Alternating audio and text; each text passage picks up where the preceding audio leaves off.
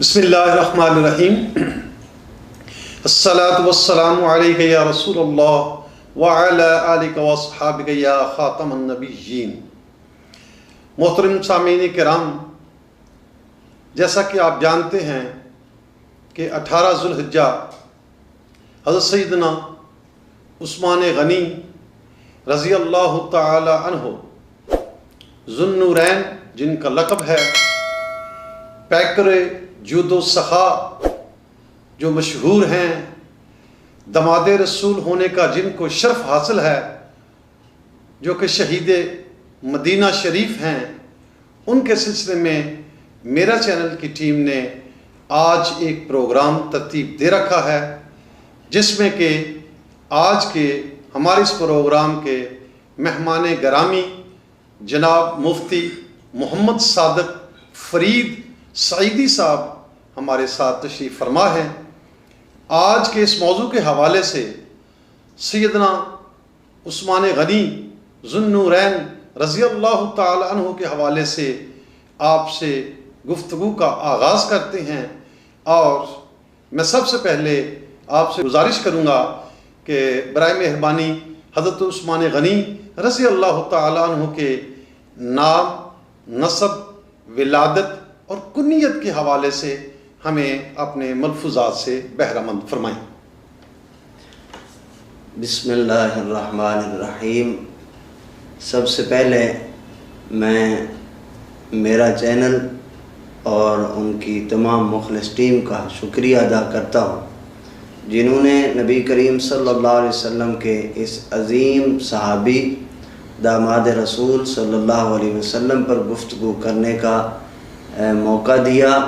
اللہ تعالیٰ میرا چینل کی تمام ٹیم اور ان کے تمام نظام کو اللہ تعالیٰ مزید برکتیں عطا فرمائے۔ سیدنا عثمان غنی رضی اللہ تعالیٰ عنہ آپ دین اسلام کا ایک عظیم ستون ہیں، جن کو قرآن مجید نے سابقون الاولون میں بیان فرمایا ہے، یعنی وہ صحابہ جو اول ہیں، ان اول صحابہ کے ساتھ حضرت عثمان غنی رضی اللہ تعالیٰ عنہ کا شمار ہوتا ہے، جو سبقت لے جانے والے ہیں، کفر سے دوڑ کے اسلام کی طرف دوڑ کر جانے والے ہیں، اس کام میں سبقت کرنے والے ہیں، یعنی ظلم سے نکل کے روشنی کی طرف سبقت کرنے والے ہیں، ان میں آپ کا شمار ہے۔ آپ کا سیدنا عثمان غنی رضی اللہ تعالیٰ عنہ، غنی آپ کا لقب، اور اللہ تعالیٰ نے آپ کو بے انتہا دولت سے نوازا تھا۔ اور یہ دولت کہاں سے آئی، میں اس لقب پر دو باتیں عرض کر کے پھر آپ کا حلیہ مبارک بھی اور خاندانی پس منظر بھی عرض کرتا ہوں۔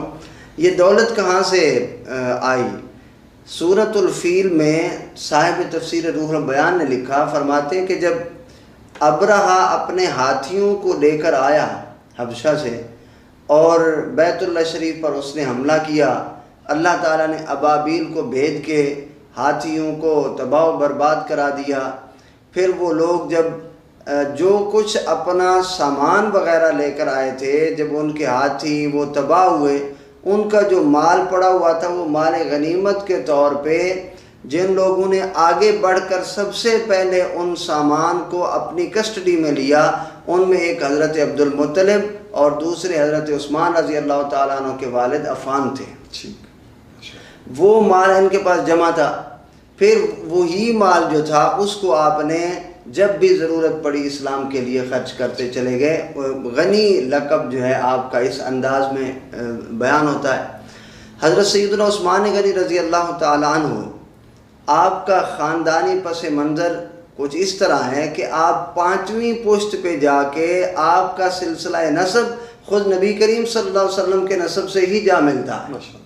دیکھیں آپ کے والد جو ہیں حضرت عثمان رضی اللہ تعالیٰ عنہ کے عفان، ان کے والد حضرت عثمان ابن عفان، عمر العاص، پھر امیہ ہیں، پھر عبد شمس ہیں، پھر عبد مناف ہیں، اور یہی عبد مناف تک پھر سلسلہ نسب نبی کریم صلی اللہ علیہ وسلم کا آ کر مل جاتا ہے۔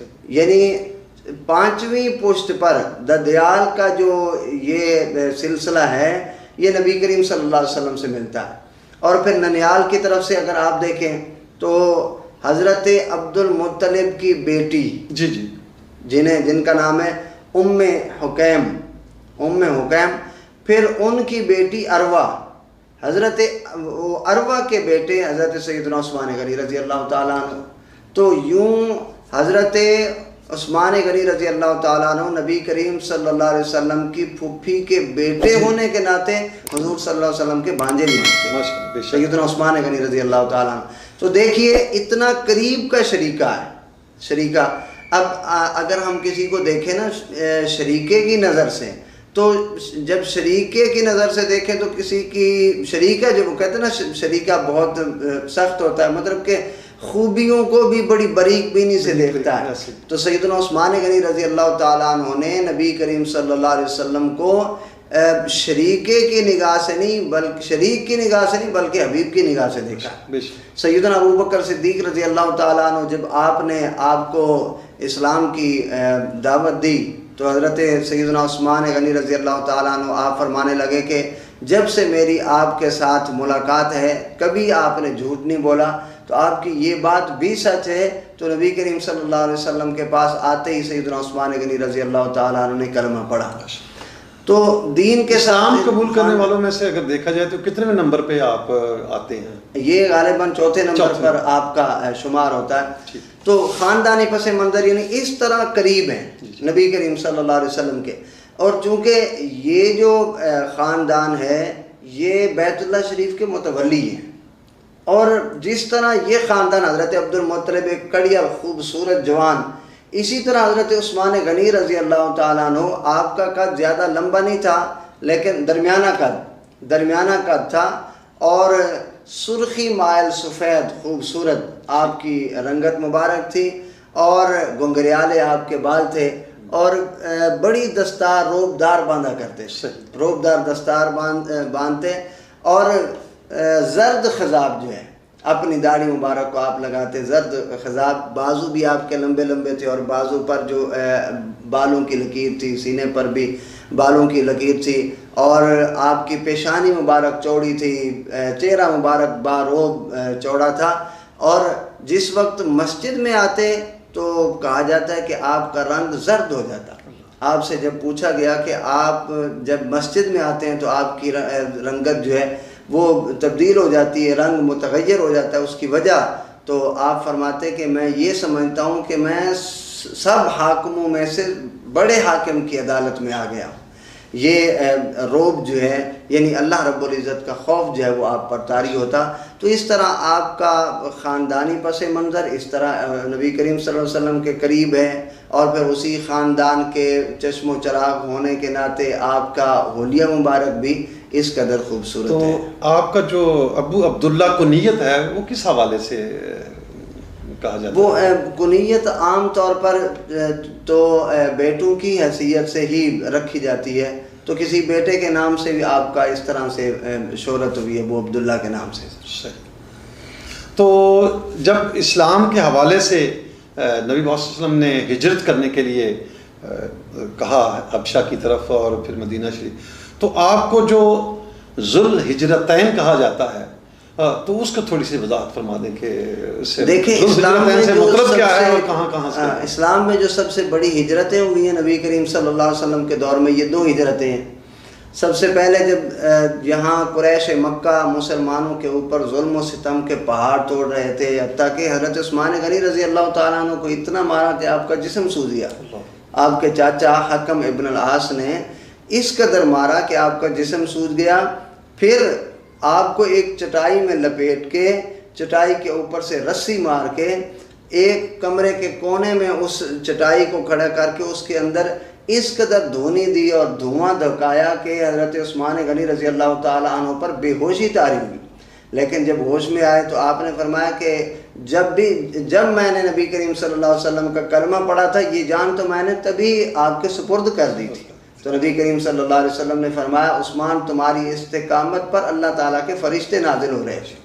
تو یوں آپ نے بھی وہ جو مشقتیں آ رہی تھی آپ نے سہی. جب ظلم و ستم کے پہاڑ توڑے جا رہے تھے مسلمانوں کے اوپر اور انہیں تبلیغ اسلام کے لیے کوئی راہ نہیں ہموار نظر آ رہی تھی، نبی کریم صلی اللہ علیہ وسلم نے مسلمانوں کو حبشہ کی طرف ہجرت کا حکم دیا. تو اس میں 11 مرد اور 4 عورتیں تھیں جنہوں نے ہجرت کی. اس میں سیدنا عثمان غنی رضی اللہ تعالیٰ عنہ ہو، چونکہ آپ کا نکاح نبی کریم صلی اللہ علیہ وسلم کی بیٹی حضرت رقیہ رضی اللہ تعالیٰ عنہ کے ساتھ ہو چکا تھا. تو حضرت رقیہ رضی اللہ تعالیٰ عنہ آپ بھی ہجرت کر کے گئیں وہاں حبشہ کی طرف، تو حضرت عثمان غنی رضی اللہ تعالیٰ عنہ بھی ہجرت کر کے گئے. پھر وہاں سے جب واپس آئے، پھر مدینہ شریف کی ہجرت کا حکم ہوا، تو اس وقت بھی سیدنا عثمان غنی رضی اللہ تعالیٰ عنہ ہجرت کر کے مدینہ المنورہ بھی گئے. تو گویا کہ وہ پہلی ہجرت ہوئی حبشہ کی اور دوسری ہجرت ہوئی یہ مدینہ المنورہ کی. اس وجہ سے آپ کو ذو الہجرتین یعنی 2 ہجرتوں والا کہا جاتا ہے. اور ان ہجرتوں میں صاف ظاہر ہے ایک دور دراز کا لمبا سفر کرنا، اس کے لیے خوراک کی ضرورت ہے، اس کے لیے سواریوں کی ضرورت ہے. سارے معاملات، ان سارے معاملات میں جتنے لوگ ہجرت کے لیے جا رہے تھے ان کی معاونت، ان کی سواریوں، ان کی خوراک کے اہتمام میں سیدنا عثمان غنی رضی اللہ تعالیٰ عنہ سب سے بڑھ کر کوآپریٹ بھی کر رہے تھے. تو اس وجہ سے آپ کو ذو الہجرتین کہا جاتا ہے.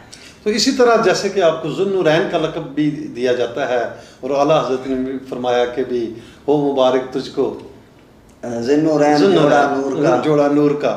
تو اس حوالے سے بھی تھوڑا سا وضاحت فرمائیں کہ آپ کو ذو النورین نورین آپ کو کہا جاتا ہے. نورین سے یہاں مراد نبی کریم صلی اللہ علیہ وسلم کی 2 بیٹی ہیں. جی آقا علیہ الصلوۃ والسلام نے اپنی 2 بیٹیوں کا نکاح. اب یہاں سے ہمارے لیے ایک سیدنا عثمان غنی رضی اللہ تعالیٰ عنہ کی فضیلت اور آپ کی شان عظمت بھی واضح ہو کر آتی ہے کہ کوئی آدمی کسی کو داماد بنانے کے لیے 100 طرح سے اس کی جانچ پڑتال کرتا ہے.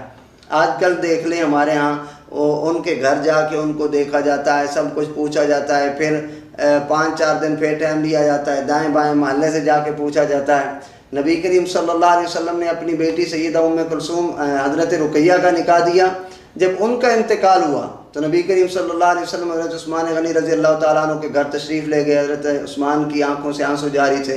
حضور نے فرمایا عثمان روتے کیوں ہو؟ عرض کی حضور کبھی کبھی آپ اپنی بیٹی کا گھر سمجھ کر میرے غریب خانہ پر تشریف لایا کرتے تھے، اب معلوم نہیں آپ آیا کرو گے کہ نہیں آیا کرو گے، میں تو اس وجہ سے رو رہا ہوں. تو نبی کریم صلی اللہ علیہ وسلم نے فرمایا عثمان میں تمہیں اپنی دوسری بیٹی کا نکاح عطا فرماتا ہوں. تو سیدہ ام کلثوم رضی اللہ تعالیٰ عنہ کا نکاح نبی کریم صلی اللہ علیہ وسلم نے عطا فرمایا. جب ان کا انتقال ہو گیا پھر حضرت عثمان غنی رضی اللہ تعالیٰ عنہ کی آنکھوں سے آنسو جاری تھے. نبی کریم صلی اللہ علیہ وسلم نے ان کے کندھے پہ ہاتھ رکھا اور فرمایا لو کان عندی 40 بنات لزوجتو. کہا نبی کریم صلی اللہ علیہ وسلم نے فرمایا عثمان اگر میری 40 بیٹیاں بھی ہوتی، تو دوسری روایت میں 100 بھی 100 بیٹیاں بھی ہوتی تو میں ایک ایک کر کے تمہارے نکاح میں دیتا جاتا. اس کا مطلب ایک ایک کر کے مطلب کہ جمع بین الاختین تو منع ہے کہ ایک آدمی کے نکاح میں 2 بہنیں ہوں، لیکن اگر ایک کا انتقال ہو جائے تو پھر دوسری سے نکاح کیا جا سکتا ہے. تو آپ صلی اللہ علیہ وسلم نے فرمایا ایک ایک کر کے 100 بیٹیاں بھی ہوتی تو وہ میں تمہارے نکاح میں دیتا جاتا.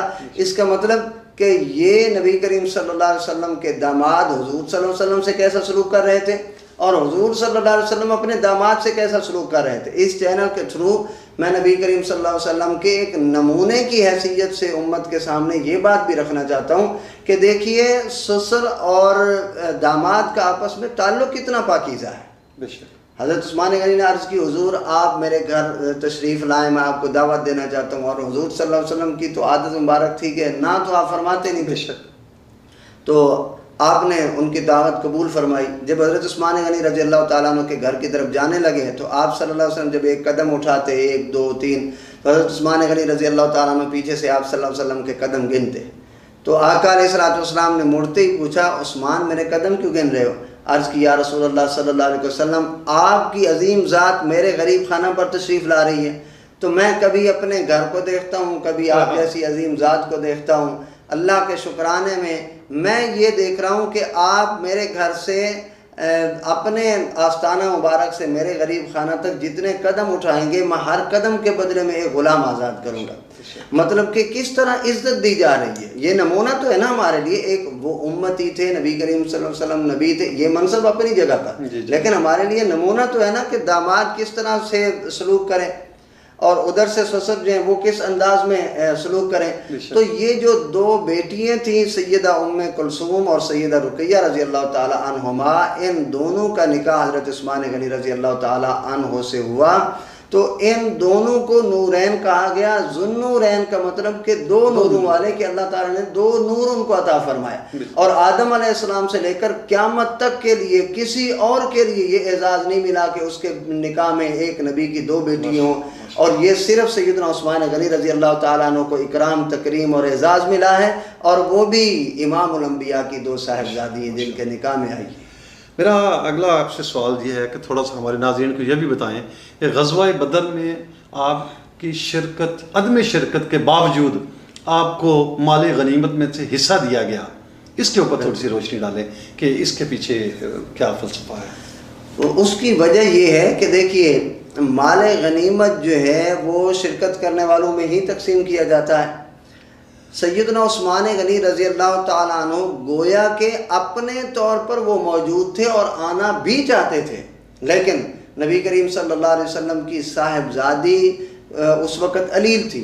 ان کی علالت کے وقت نبی کریم صلی اللہ علیہ وسلم نے خود حضرت عثمان غنی رضی اللہ تعالیٰ عنہ کی وہیں پر ڈیوٹی لگائی. جی بالکل وہیں پر ڈیوٹی لگائی کہ آپ یہاں ٹھہریں اور ان کی علالت کے معاملات کو آپ سنبھالیں.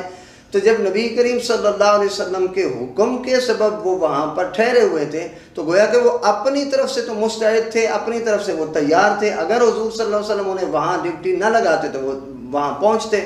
تو نبی کریم صلی اللہ علیہ وسلم کے وہاں پر جس طرح کوئی مجاہد کو جہاں پر تعینات کیا جائے، اب لڑنے والے مجاہد جو ہیں یہاں پر ہیں، ایک مجاہد جو ہے وہ ایک پہاڑ کی چوٹی پر بیٹھا ہوا، وہاں پر محافظ بنا ہوا ہے، گارڈ بن کے وہیں پر بیٹھا ہے. تو جس طرح یہاں تلواریں کھانے والے مال غنیمت کے مستحق ہیں، کیا وہ مستحق نہیں ہوگا جو وہاں پر ایک محاذ پہ بیٹھا ہوا ہے؟ تو جہاں نبی کریم صلی اللہ علیہ وسلم نے ان کو بٹھایا وہ اپنے ایک محاذ پر گویا کہ موجود ہیں. تو ان کے اس سبب سے کہ نبی کریم صلی اللہ علیہ وسلم نے وہیں پر خود ان کی ڈیوٹی لگائی، پھر حضور نے ان کو مال غنیمت بھی عطا فرمایا. عشرہ مبشرہ سے کیا مراد لیا جاتا ہے، اور کیا حضرت عثمان غنی رضی اللہ تعالیٰ عنہ بھی عشرہ مبشرہ میں شامل ہیں؟ عشرہ مبشرہ سے ویسے تو مراد عشرہ کا مطلب 10 ہے، مبشرہ سے مراد جن کو بشارت دی گئی. نبی کریم صلی اللہ علیہ وسلم نے جن کو دنیا میں جنت کی بشارت دے دی انہیں عشرہ مبشرہ کہا جاتا ہے. تو حضرت عثمان غنی رضی اللہ تعالیٰ عنہ کو صرف اس جگہ پر جنت کی بشارت نہیں دی جا رہی، آپ کو کہا جاتا ہے ذوالبشارتین.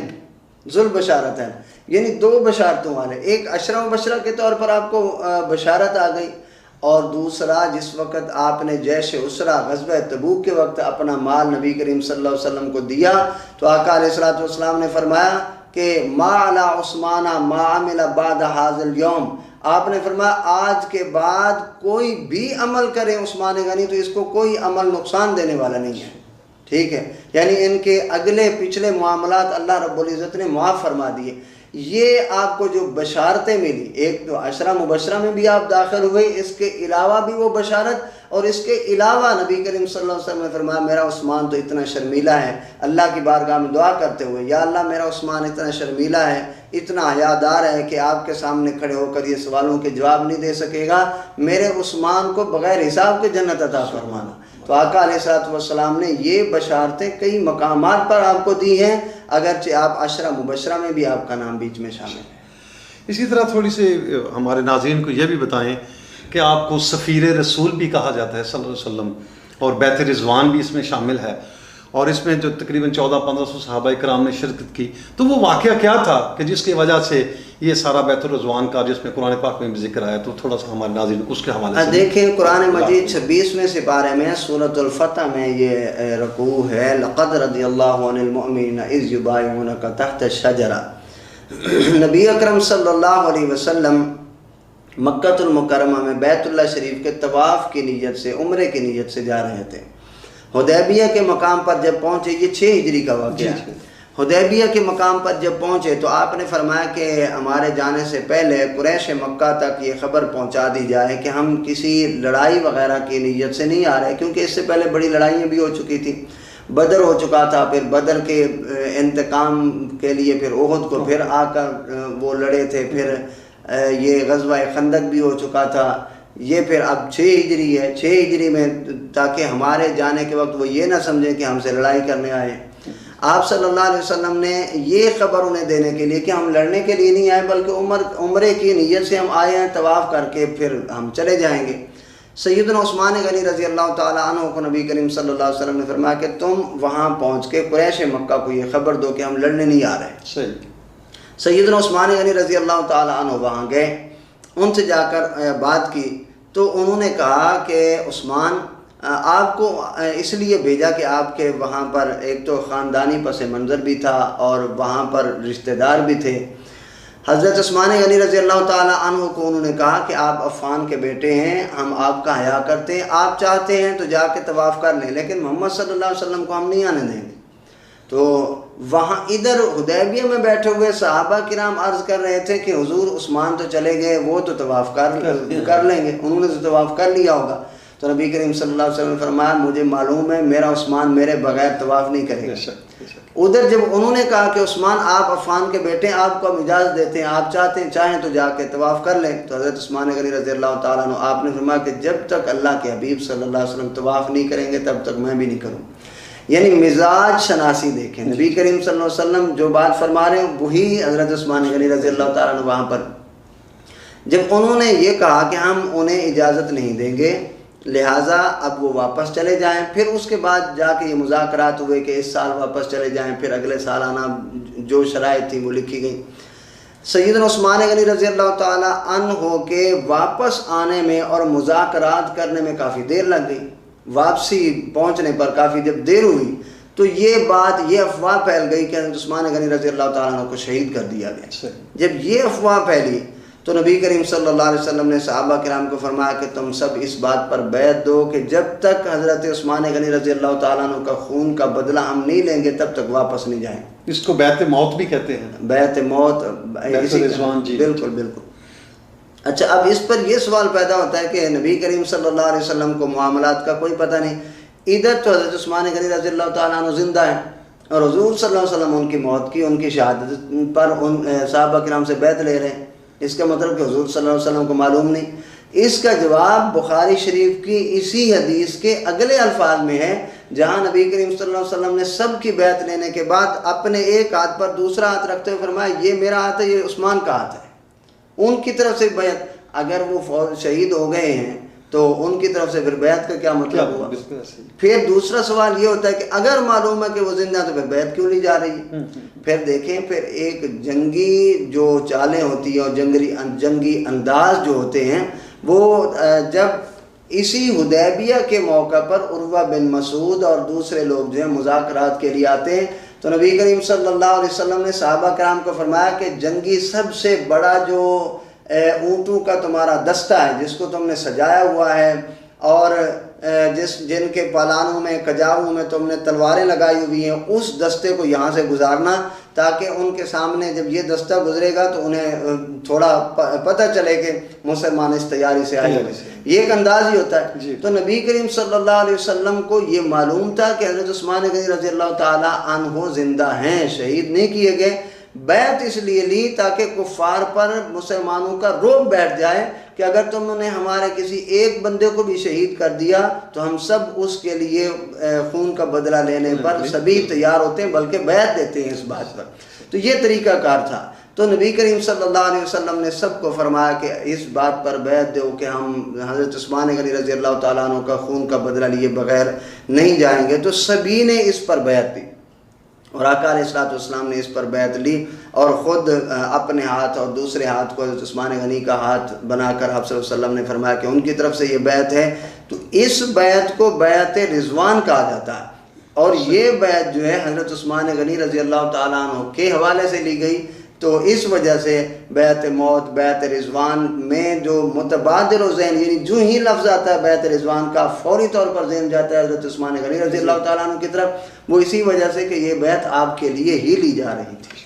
حضرت عمر فاروق رضی اللہ تعالیٰ عنہ خلیفہ دوم تھے. ان کی شہادت کے بعد جو خلافت کا ایک سلسلہ کہ کس کو خلیفہ بنایا جائے, تو یہ سارا عمل جو تھا خلیفہ سوم حضرت عثمان غنی رضی اللہ عنہ کا جو طریقہ انتخاب ہے, تو یہ کس طرح عمل میں آیا اور کس طرح اس کو ترتیب دیا گیا, کس طرح حضرت عمر فاروق رضی اللہ عنہ دیکھیے جس طرح سے طریقہ چلا آ رہا تھا. نبی کریم صلی اللہ علیہ وسلم کا ظاہری وصال جو ہے وہ 11 ہجری میں ہوتا ہے. آپ کے بعد 2 سال 9 ماہ کچھ دن حضرت ابوبکر صدیق 13 ہجری میں ان کا انتقال ہوتا ہے، حضرت ابوبکر صدیق رضی اللہ تعالیٰ عنہ کا 13 ہجری میں پھر حضرت عمر فاروق رضی اللہ تعالیٰ عنہ کا انتخاب کیا جاتا ہے، 24 ہجری کے پہلے دن یکم محرم الحرام کو آپ کی شہادت ہوتی ہے حضرت عمر فاروق رضی اللہ تعالیٰ عنہ کی۔ تو آپ کے بعد حضرت عثمان غنی رضی اللہ تعالیٰ عنہ کا چناؤ جو ہے وہ ایک مجلس شورا کرتی ہے، جس میں حضرت عبد الرحمن ابن عوف ہوتے ہیں، حضرت طلحہ ہیں، حضرت زبیر ہیں، اور جید صحابہ کرام کا ایک دستہ ہے جنہوں نے بیٹھ کر حضرت عثمان غنی رضی اللہ تعالیٰ عنہ کا چناؤ کیا۔ اور اس میں یہ سبھی چیزیں تھیں، نبی کریم صلی اللہ علیہ وسلم کے دوہرا داماد ہونے کی حیثیت سے بھی، اور ان کے ہاتھ کو نبی کریم صلی اللہ علیہ وسلم کے اپنا ہاتھ کہنے کی حیثیت، یہ ساری چیزیں مد نظر رکھی گئی۔ حضرت سیدنا عثمان غنی رضی اللہ تعالیٰ عنہ کو اس طرح سے یعنی یہ انداز جو ہے کہ صحابہ کرام میں سے جو بڑے بڑے ذہن کے لوگ تھے وہ مل بیٹھے تو انہوں نے حضرت سیدنا عثمان غنی رضی اللہ تعالیٰ عنہ کا انتخاب کیا۔ صحیح۔ تو اب میں تھوڑا سا آپ سے یہ چاہوں گا کہ حضرت عثمان غنی رضی اللہ تعالیٰ عنہ کو جب نبی پاک صلی اللہ علیہ وسلم نے ایک بشارت دی تھی کہ آپ کو ایک پوشاک عطا کی جائے گی اور منافق لوگ اس کو آپ سے اتارنا چاہیں گے لیکن آپ نے اتارا، تو یہ واقعہ کیا ہے اور اس کے اوپر تھوڑی سی روشنی ڈالیں۔ اس میں یہ ہے کہ پوشاک سے مراد کیا آپ نے لی؟ جی سیدنا عثمان غنی رضی اللہ تعالی عنہ آپ کے دور میں بے انتہا فتوحات ہوئی۔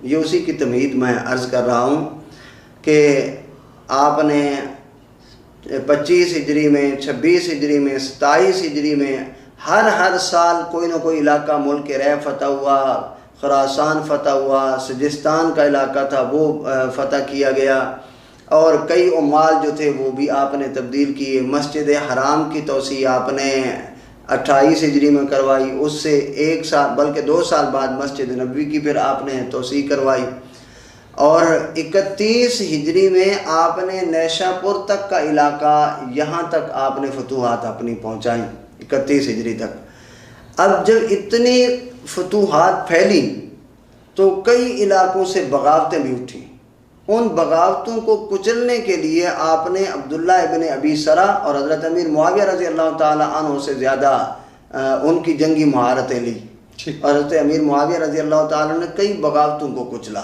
کئی جگہوں پر۔ یہ قسطنطنیہ کے علاقے، یہاں پر جب باغی اٹھے تو حضرت امیر معاویہ رضی اللہ تعالیٰ عنہ کو ان کے خلاف بھیجا گیا۔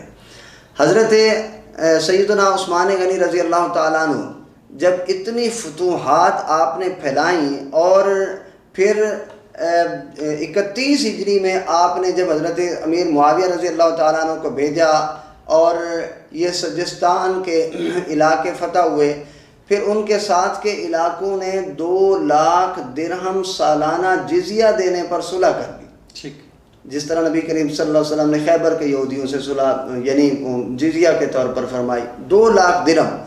حضرت عثمان غنی رضی اللہ تعالیٰ نے فرمایا کہ یہ جو 2 لاکھ درہم سالانہ ملیں گے یہ ہمارا جنگی بجٹ ہوگا۔ پھر آپ نے فوجیں ہر طرف پھیلا دی، دور دور تک آپ نے یہ علاقے فتح کیے۔ اس چیز کی سب سے زیادہ تکلیف جو روم کو ہوئی، اور اہل روم نے اپنے طور پر کوشش کی کہ ان کے خلاف کوئی ایسی طاقت اٹھائی جائے جو مسلمانوں کو ختم کرے اور حضرت عثمان غنی رضی اللہ تعالیٰ عنہ کے اس راستے کو روکے۔ تو انہوں نے اپنی اس کوشش کے ساتھ یمن کا ایک شخص تھا جس کا نام تھا عبداللہ ابن سبا، یہودی تھا، اور وہ تورات کا انجیل کا عالم بھی تھا اور ایک بڑے گھرانے کا آدمی تھا۔ اس نے یہ چاہا کہ اس کے لیے جو فتوحات ان کی بڑھ رہی ہیں ان کو روکنے کا اس نے راستہ یہ اپنایا کہ میں خود جا کے ظاہری طور پر مسلمان ہو جاؤں۔ وہ آیا مدینہ المنورہ، حضرت عثمان غنی رضی اللہ تعالیٰ عنہ کے ہاتھ پہ بیعت ہوا، اور اس نے کہا کہ میں ایک بڑے گھرانے کا آدمی ہوں، لہذا مجھے کوئی اعزاز بخشا جائے۔ اعزاز کا اس کا مطلب یہ تھا کہ اس علاقے کی گورنری جو ہے وہ مجھے دے دی جائے، یمن کے علاقے کی یا مصر کے علاقے کی کوئی گورنری مجھے ملے۔ حضرت عثمان غنی رضی اللہ تعالیٰ عنہ چونکہ اس پر کامل اعتماد نہیں لے رہے تھے تو آپ نے اس کو اس طرح کے کسی منصب پر نہیں بٹھایا۔ جب منصب پر نہیں بٹھایا آپ نے تو وہ فوری طور پر وہاں سے جاتے، اگر منصب ملتا تو وہ اس سے بھی زیادہ نقصان کرتا۔ اس نے جاتے ہی یہ مصر کا علاقہ، شام کا علاقہ، بصرہ کا علاقہ، یہاں پہ اس کا کچھ نہ کچھ اثر رسوخ تھا۔ اس نے جاتے ہی سب سے پہلے حضرت عثمان غنی رضی اللہ تعالیٰ عنہ کی مخالفت یہ کی کہ دیکھو پہلے لوگوں کی عقیدہ تبدیل کیا. دیکھو کہا جاتا ہے کہ حضرت عیسیٰ علیہ السلام جو ہیں جب فتنے بڑھ جائیں گے ان کو مٹانے کے لیے عیسیٰ علیہ السلام آئیں گے، تو میں یہ کہتا ہوں کہ محمد صلی اللہ علیہ وسلم کیوں نہیں آئیں گے؟ اگر فتنوں کو مٹانا ہے تو اس کے لیے میرا یہ عقیدہ ہے کہ محمد صلی اللہ علیہ وسلم آئیں گے، کیونکہ اگر عیسیٰ علیہ السلام کا آنا مانا جائے تو پھر ان کی شان بڑھ جائے گی. فتنوں کو مٹانے کے لیے وہ آئیں گے تو ہمارے آقا کیوں نہیں آئیں گے؟ تو یہ اس نے صرف یہ پالیسی اپنائی کہ لوگوں کو حضرت عثمان غنی رضی اللہ تعالیٰ عنہ کے عقیدے سے پھیرا جائے. اور بھی اس نے کئی طرح کے عقائد کی بات کی، حتیٰ کہ اس کے ساتھ 1000 آدمی مصر سے، 500 آدمی بصرہ سے اور 1000 آدمی کوفہ سے اس کے ساتھ تیار ہو گئے، حضرت عثمان غنی رضی اللہ تعالیٰ عنہ کی مخالفت میں آ گئے. تو یہ 2500 آدمیوں کا دستہ اس نے تیار کیا اور کہا کہ دیکھو جو حضرت عثمان غنی رضی اللہ تعالیٰ عنہ کی طرف سے عمال ہمارے اوپر مسلط ہے، وہ ہم پر ظلم کرتے ہیں، اکٹھے ہو کر جاؤ اور حضرت عثمان غنی رضی اللہ تعالیٰ عنہ کو کہو کہ ان عمال کو معزول کر دو. وہ اصل بات تو یہ تھی وہ خود بننا چاہتا تھا کہیں کا گورنر. اب جب یہ اکٹھے ہو کر گئے، یہ جو لوگ یہاں مصر کے تھے 1000 بندہ مصر کا، انہوں نے کہا کہ ہمارا مطالبہ یہ ہے کہ عبداللہ ابن ابی سرا کو ہم سے معزول کیا جائے مصر سے، اور ان کی جگہ پہ محمد بن ابی بکر کو لگایا جائے. حضرت صدیق رضی اللہ جی تو حضرت سیدنا عثمان غنی رضی اللہ تعالیٰ نے فرمایا تمہاری بات یہ مجھے قبول ہے، لہذا میں تمہیں لکھ دیتا ہوں کہ عبداللہ ابن ابی سرا کو معزول کر رہا ہوں اور ان کی جگہ محمد ابن ابی بکر کو لگا رہا ہوں. وہ 1000 آدمی تو اس سے عبداللہ ابن سبا سے ٹوٹ گیا. اب وہ جب واپس جا رہا تھا، یہ جو معاملہ جو وہی ہے نا کہ قمیص اتارنا چاہیں گے، تو پھر وہ جب یہ لوگ واپس جا رہے تھے، وہ آپ نے سنا ہوگا خط کا معاملہ جو حضرت عثمان غنی رضی اللہ تعالیٰ عنہ کا راستے میں بالکل.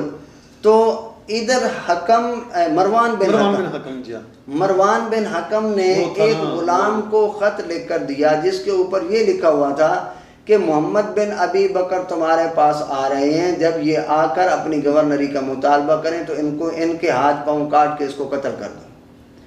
اور وہ خط جو ہے ایک غلام کو دیا، اس کے اوپر حضرت سیدنا عثمان غنی رضی اللہ تعالیٰ عنہ کی سٹیمپ لگا دی. سٹیمپ اسی کے پاس ہوتی تھی جی.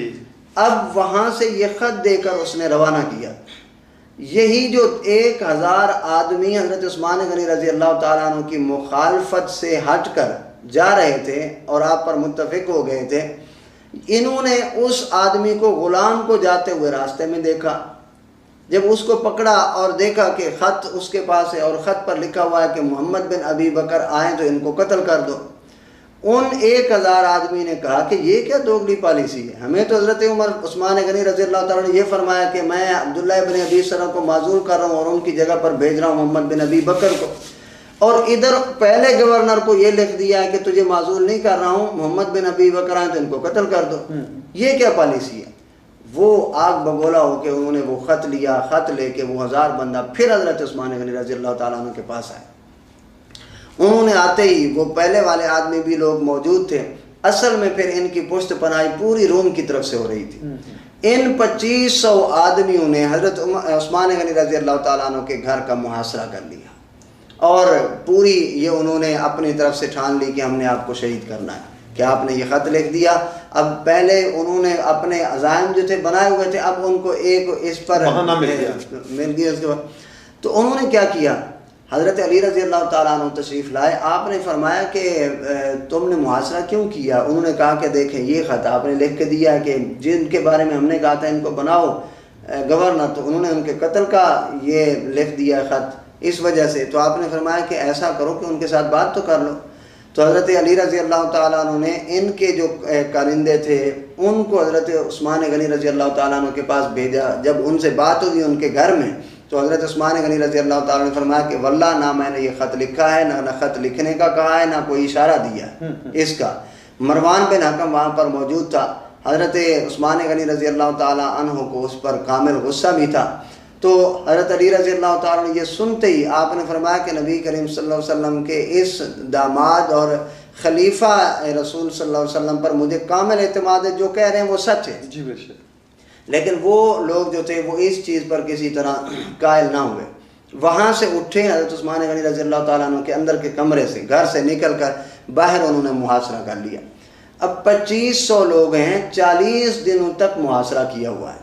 حضرت سیدنا علی المرتضیٰ رضی اللہ تعالیٰ عنہ نے 3 مشقیں پانی کی بھیجی، لیکن وہ بھی انہوں نے راستے میں وہ پانی وغیرہ گرا دیا، تیر وغیرہ مار کے، اور اندر جو وہ خار زدہ کھارا پانی تھا، حضرت عثمان غنی رضی اللہ تعالیٰ نے کچھ دنوں کے لیے اس کو استعمال کیا۔ پھر حضرت عثمان غنی رضی اللہ تعالیٰ عنہ نے جب انہیں دیکھا کہ انہوں نے میرا محاصرہ کیا ہوا ہے، تو آپ سے یہ مطالبہ کیا گیا کہ آپ اپنے اس خلافت سے، اپنی حکومت سے دستبردار ہو جائیں۔ تو آپ نے فرمایا کہ میں اپنی اس حکومت سے اس لیے دستبردار نہیں ہوتا کہ مجھے نبی کریم صلی اللہ علیہ وسلم نے فرمایا کہ جو خلافت کی قمیض جو ہے تمہیں پہنائی جائے گی، کچھ لوگ اس کو اتارنے کی کوشش کریں گے، جب وہ یہ کوشش کریں تو تم یہ قمیض نہ اتارنا۔ اب رہا یہ کہ تم مکہ المکرمہ چلے جاؤ، کسی اور جگہ پر چلے جاؤ، تو آپ نے فرمایا کہ میں اس شہر کو چھوڑ کے جانا نہیں چاہتا، پھر آپ ہمیں اجازت دو کہ جو صحابہ کرام کی بڑی بڑی جماعت یہاں مدینہ المنورہ میں موجود ہے وہ آپ کی طرف سے جنگ کرے۔ حضرت امام حسن، امام حسین رضی اللہ تعالیٰ عنہ آپ کے دروازے پر کھڑے ہوئے، آپ کے لیے محافظ کھڑے ہوئے ہیں، بڑے بڑے صحابہ کی جماعتیں موجود ہیں، آپ حکم دیں کہ ہم جنگ کریں ان کے ساتھ۔ تو آپ نے فرمایا کہ نبی کریم صلی اللہ علیہ وسلم کے اس شہر کے تقدس کو میں پامال بھی نہیں کرنا چاہتا، کیونکہ یہ بھی حرم ہے، یہ بھی حرم ہے۔ تو آپ اپنے گھر میں تشریف فرما رہے، 40 دنوں تک آپ کا محاصرہ رہا، اور پھر 40 دنوں کے بعد جب حضرت امام حسن حسین اور صحابہ کرام کے نوجوان بیٹے دروازوں پر محافظ کھڑے ہوئے تھے، تو عبداللہ ابن سبا کی ٹیم کے کچھ احباب، کچھ لوگ جو تھے وہ گھر کے دوسرے دروازے سے، دوسرے راستے سے آ کر پچھلی طرف سے اس میں داخل ہوئے، اور حضرت سیدنا عثمان غنی رضی اللہ تعالیٰ عنہ کے سر پہ آ کے انہوں نے لوہے کی سلاخ ماری۔ حضرت عثمان غنی رضی اللہ تعالیٰ عنہ نے جو جو قربانیاں دی تھیں وہ آپ نے ان کو پورا خطبہ دیا۔ آپ نے فرمایا کہ جس بنا پر کسی کا قتل جو ہے وہ جائز ہوتا ہے، ان میں سے میں نے کوئی کام نہیں کیا، نہ میں مرتد ہوا ہوں، نہ میں نے حتیٰ کہ اسلام میں آنے کے بعد کیا، زمانہ جاہلیت میں اسلام میں آنے سے پہلے بھی مجھ سے کوئی زنا نہیں ہوا، نہ کوئی شراب وغیرہ پی ہے، کوئی ایسی دلیل کہ جس سے مجھے قتل کیا جائے تمہارے ہاں اس کا کوئی جواز نہیں ہے۔ تمہیں یاد ہے جب ہم مدینہ المنورہ آئے تو پینے کا پانی نہیں تھا، تو وہ پانی وہ بیر روما خرید کر اسلام کے لیے میں نے دیا تھا، جیش عسرہ کی وہ ساری معاملات میں نے کر کے دی تھی، اب کس بنا پر تم مجھے قتل کرنا چاہتے ہو؟ لیکن ان لوگوں کو کسی طرح کوئی بات، چونکہ وہ پیچھے سے روم کی پشت پناہی تھی، کچھ انہوں کو سمجھ نہ آیا، تو ایک آدمی نے لوہے کی سلاخ حضرت سیدنا عثمان غنی رضی اللہ تعالیٰ عنہ کے سر مبارک پر ماری، آپ کے سر سے خون مبارک بہا، اور آپ اس وقت قرآن مجید کی تلاوت فرما رہے تھے، پہلا سپارہ فَسَيَكْفِيكُمُ اللَّهُ وَهُوَ السَّمِيعُ الْعَلِيمُ، قرآن مجید کی اس آیت پر آپ کے وہ خون کے قطرات مبارک جو تھے وہ گئے۔ حضرت نائلہ جو آپ کی زوجہ مطہرہ تھی، آپ کو بچانے کے لیے آگے گئیں تو ان کی 2 انگلیاں بھی کٹ گئیں، اور نبی کریم صلی اللہ علیہ وسلم نے فرمایا کہ نائلہ آج مجھے نبی کریم صلی اللہ علیہ وسلم نے اپنا دیدار کروا کے حضور نے فرمایا کہ عثمان آج تم نے روزہ ہمارے ساتھ افطار کرنا ہے، یہ میری شہادت کا دن ہے۔ تو اس انداز میں سیدنا عثمان غنی رضی اللہ تعالیٰ عنہ کو شہید کیا گیا۔ تو یہ جو قمیض اتارنے والی بات ہے وہ خلافت ہی ہے کہ یہ لوگ اس طرح سے چھیننا چاہیں گے، لیکن تم نے اپنی قمیض اس طرح سے نہیں اتارنی، کیونکہ پھر یہ سلسلہ شروع ہو جائے گا، جو چاہے گا خلافت کو اس طرح سے دوسرے سے اس قمیض کو اتار لے گا۔ تو حضرت عثمان غنی رضی اللہ تعالیٰ نے اس کی بنیاد پر یہ بھی فرمایا تھا کہ مجھے تم قتل تو کر رہے ہو، شہید تو کر رہے ہو، لیکن یاد رکھنا اس کے بعد تمہاری کوئی جماعت ایک جگہ پر متحد نہیں ہو سکے گی۔ تو اس دن 18 ذوالحجہ کو جمعۃ المبارک اور غالباً عصر کا ٹائم تھا جب آپ کو شہید کیا گیا۔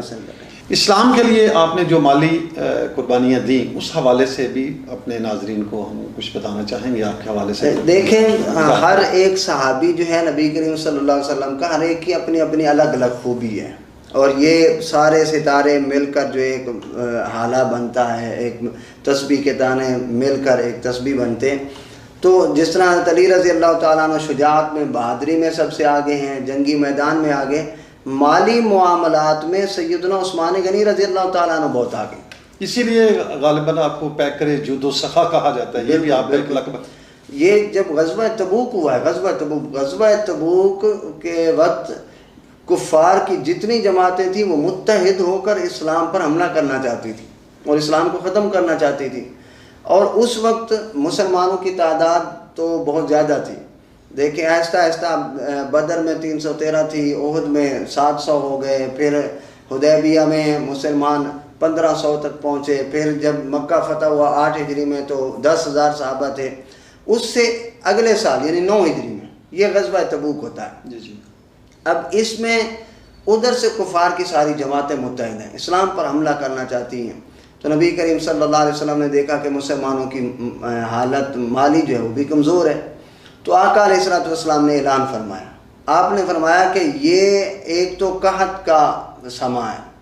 جیش اسرا کہا ہی اس لیے جاتا ہے، اسرا کا مطلب ہوتا ہے تنگی، جیش مطلب گروہ، یعنی تنگی کا گروہ، تنگی کے وقت کا گروہ۔ تو آپ صلی اللہ علیہ وسلم نے فرمایا کہ اس وقت صحابہ کی تعداد 40,000 سے زیادہ ہے جو جنگ میں شرکت کرنا چاہتے ہیں، اور تبوک جو ہے مدینہ المنورہ سے 660 میل دور ہے۔ اب 40,000 بندے کو 660 میل دور تک لے جانا، ان کی خوراک کا اہتمام، ان کی سواریوں کا اہتمام، ان کے اسلحے کا اہتمام، ان کے آرام کا اہتمام، کپڑے کا، ساری چیزوں کا اہتمام، آپ صلی اللہ علیہ وسلم نے فرمایا کہ اس کے لیے چندہ جمع کیا جائے۔ تو جب آپ نے اعلان کیا، یہی موقع تھا جب حضرت ابوبکر صدیق رضی اللہ تعالیٰ سارا سامان لے آئے، نصف سامان حضرت عمر فاروق لے آئے، حضرت عثمان غنی رضی اللہ تعالیٰ عنہ کھڑے ہوئے، آپ نے فرمایا علیہ مئۃ بعیر، حضور میں اس کے لیے 100 اونٹ بما کجاووں کے میں پیش کرتا ہوں۔ نبی کریم صلی اللہ علیہ وسلم نے ان سے وہ 100 اونٹ قبول فرمائے۔ پھر جب مال کچھ جمع ہوا تو دیکھا مال تو کم ہے اور صحابہ کی تعداد زیادہ ہے، نبی کریم صلی اللہ علیہ وسلم دوسری مرتبہ کھڑے ہوئے تو حضرت عثمان غنی رضی اللہ تعالیٰ نے عرض کی، حضور مئتین بعیر، میں 200 اونٹ اور دیتا ہوں۔ اور تیسری مرتبہ نبی کریم صلی اللہ علیہ وسلم جب کھڑے ہوئے تو انہوں نے 300 اونٹ اور دیے۔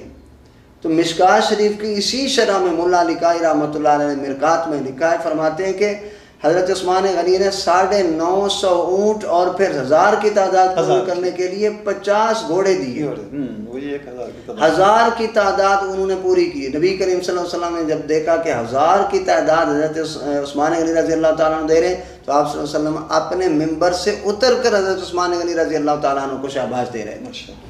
تو یہ جیش اسرا کے مجاہد کے طور پر آپ کا نام آتا ہے، یعنی مالی معاونت اس قدر۔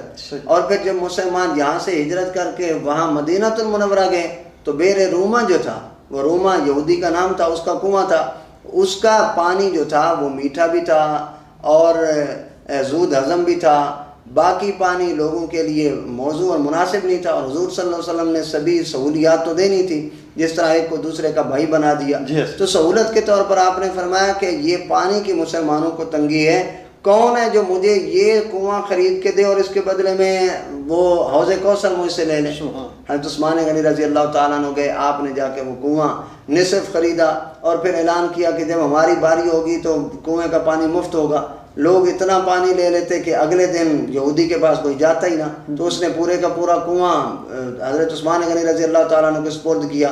حضرت عثمان غنی رضی اللہ تعالیٰ نبی کریم صلی اللہ علیہ وسلم کے پاس گئے، عرض کی حضور میں نے وہ کنواں خرید لیا ہے اور اللہ کے نام پر وقف کر دیا ہے۔ آپ صلی اللہ علیہ وسلم نے فرمایا اب اس کو بیر روما نہیں کہیں گے، بیر عثمان کہیں گے۔ حضرت عثمان غنی رضی اللہ تعالیٰ عنہ عرض کرنے لگے، حضور عثمان کون ہوتا ہے؟ عثمان کا مال کیا ہے؟ میں بھی آپ کا ہوں، یہ مال بھی آپ کا ہے، یہ سبھی کچھ ہم آپ کے نام پر وقف کرتے ہیں۔ تو وہاں کی مالی قربانی دیکھ لیں، یہاں کی مالی قربانی دیکھ لیں، اور جہاں جہاں پر بھی اسلام کو ضرورت پڑی، مسجد حرام کی توسیع ہے، مسجد نبوی کی توسیع ہے، سبھی کو سیدنا عثمان غنی رضی اللہ تعالیٰ عنہ نے اسلام کے لیے وقف فرما دیا۔ تو میرا آخری آج کا اس حوالے سے سوال ہے کہ جامع القرآن حضرت سیدنا عثمان غنی رضی اللہ تعالیٰ عنہ کہا جاتا ہے، تو اس حوالے سے جامع القرآن کیوں کہا جاتا ہے، اور اس سلسلے میں جو آپ کی خدمات ہیں وہ بھی تھوڑا سا ہمارے قائل جو ناظرین کو بتائیں۔ دیکھیے قرآن مجید جب نازل ہوا تو صحابہ کرام میں سے جن کے پاس جو چیز میسر تھی انہوں نے اس پر لکھ لیا۔ کسی نے کپڑے پر لکھا ہوا تھا، کسی نے کھجور کے پتے پر لکھا ہوا تھا، کسی کے پاس کچھ بھی تھا اس نے اس پر لکھ لیا۔ اب نبی کریم صلی اللہ علیہ وسلم کے ظاہری وصال کے بعد قرآن مجید کو یکجا کرنے کی ضرورت پیش آتی ہے، اور ادھر غزوہ میں جہاں حفاظ کو شہید کیا جاتا ہے اور پھر یہ مشاورت ہوتی ہے کہ قرآن مجید کو یکجا کر لیا جائے، یوں حفاظ شہید ہوتے گئے تو پھر ہمیں قرآن مجید کو یکجا کرنا مشکل ہوگا۔ اس سے پہلے حفاظ کے سینوں میں ہی تھا پورا قرآن پاک۔ تو حضرت سیدنا عمر فاروق رضی اللہ تعالیٰ عنہ نے کہا کہ جو نبی کریم صلی اللہ علیہ وسلم کے دور میں کام نہیں ہوا وہ ہم بھی نہیں کریں گے۔ تو حضرت ابوبکر صدیق رضی اللہ تعالیٰ عنہ نے وقت کا تقاضا دیکھے، آپ نے فرمایا اگر نہیں کریں گے تو پھر یہ جب حفاظ اٹھتے جائیں گے تو قرآن مجید تمہارے پاس رہے گا نہیں، لہٰذا آپ نے فرمایا کہ جس کے پاس جہاں قرآن مجید لکھا ہوا ہے وہ لایا جائے۔ تو قرآن مجید نبی کریم صلی اللہ علیہ وسلم کے دور میں جب کچھ آیات کا نزول ہوتا تو مسجد نبوی میں ایک مخصوص جگہ تھی، وہاں پر لکھ کر رکھ دیا جاتا اور صحابہ کرام اپنے اپنے وقت پر جس کو جب ٹائم ملتا آ کر لکھ کر وہ لے جاتے۔ اور پھر صحابہ کرام کے لیے عظیم بات یہ کہ اب ہم قرآن مجید یاد کر رہے ہیں نا، الحمدللہ رب العالمین الرحمن الرحیم مالک یوم الدین، اب ہمیں کوئی بندہ کہے نا کہ الرحمن الرحیم کے بعد تم ذالک الکتاب لا ریب فیہ رکھ دو تو ہماری زبان پہ کبھی نہیں چڑھے گا، جو زبان پہ پہلے چڑھا ہوا وہی رہے گا۔ لیکن صحابہ کرام کو یہ اللہ تعالیٰ کی طرف سے یہ اعزاز تھا نبی کریم صلی اللہ علیہ وسلم کی نظر سے کہ پہلے یاد کیا ہوا تھا، حضور فرماتے کہ ان 3 آیتوں کے درمیان یہ والی بھی رکھ دو تو صحابہ کرام کے زبانوں پر اسی طرح سے پھر جاری ہو جاتا۔ تو صحابہ نے اپنے اپنے پاس رکھے ہوئے تھے۔ حضرت ابوبکر صدیق نے فرمایا کہ ایک آدمی اپنے ساتھ گواہ بھی لے کر آئے تو گواہوں کی موجودگی میں آ کر بتائے کہ یہ اللہ تعالیٰ کا قرآن ہے۔ تو آپ نے اس کو لکھا، پھر جب لکھ کر جمع کیا تو اس کو مختلف قراتوں میں پڑھا جاتا تھا، مختلف قراتوں میں، جس طرح ابھی بھی 7 قراتوں میں پڑھا جاتا ہے۔ تو حضرت سیدنا عثمان غنی رضی اللہ تعالیٰ عنہ نے آپ نے اس کو ایک ہی قرات کے طور پر جمع کیا، ایک ہی قرات کے طور پر، اور ایک مجلد بنایا، یعنی جلد کے اندر اس کو رکھا، اور پھر اس کو جو ملکوں میں رہنے والے بادشاہ تھے، جو حکمران تھے، ان کی طرف بھی سیدنا عثمان غنی رضی اللہ تعالیٰ نے ان کی کاپیاں بھیجی۔ تو متحد کرنا پوری امت کو ایک ہی قرات کے اوپر، یہ سب سے بڑا کارنامہ ہے سیدنا عثمان غنی رضی اللہ تعالیٰ عنہ کا۔ تو اس حوالے سے آپ کو جامع القرآن کا لقب بھی دیا جاتا ہے۔ ماشاءاللہ مفتی صاحب، آپ کی آمد کا بہت شکریہ، اور آپ نے بڑی سیر حاصل مناقب و فضائل سیدنا عثمان غنی رضی اللہ تعالیٰ عنہ پہ گفتگو کی۔ امید ہے کہ ہمارے جو ناظرین ہیں وہ اس سے بھرپور فائدہ اٹھاتے ہوئے، مستفید ہوتے ہوئے سیرت سیدنا عثمان غنی رضی اللہ تعالیٰ عنہ سے بہرہ مند ہوں گے، اور ان کی جو اسلام کے لیے قربانیاں ہیں اور جو انہوں نے اپنا ہر چیز، مال و جان، ہر چیز اسلام کے لیے وقف کیا، وہ ہمارے لیے مشعل راہ ہوگا۔ وما علینا الا البلاغ۔